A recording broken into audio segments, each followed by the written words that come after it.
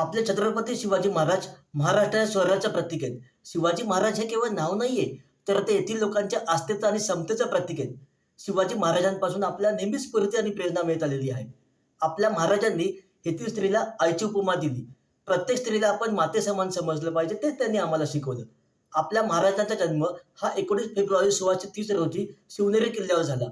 त्यांच्या वडिलांचं नाव होतं शहाजीराजे भोसले आणि आईचं नाव होतं जिजामाता भोसले. त्यांची आई देखील त्यांच्याप्रमाणेच युद्धकलेमध्ये निपुण होती. त्यांनी बाल शिवाजीला लहानपणापासूनच रामायण, महाभारत या कथा ऐकून लहानाचं मोठं केलं. त्यांचं संगोपन केलं. शिवाजी राजांचे गुरु होते दादोजी कोंडदेव.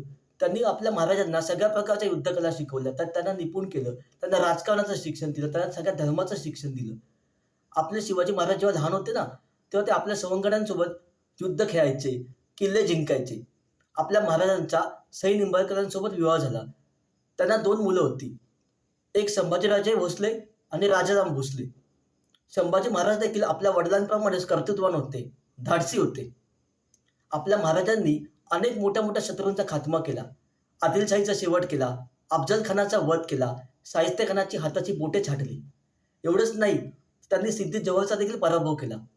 त्यांनी 350 किल्ले जिंकले. त्यांनी सागरी किल्ले देखील बांधले. मुरुड, जंजिरा, सिंधुदुर्ग हे देखील त्यांनी किल्ले बांधले. असे होते आपले शिवाजी महाराज. त्यांना स्वराज्य स्थापनेमध्ये अनेक मावळ्यांनी मोलाची साथ दिली.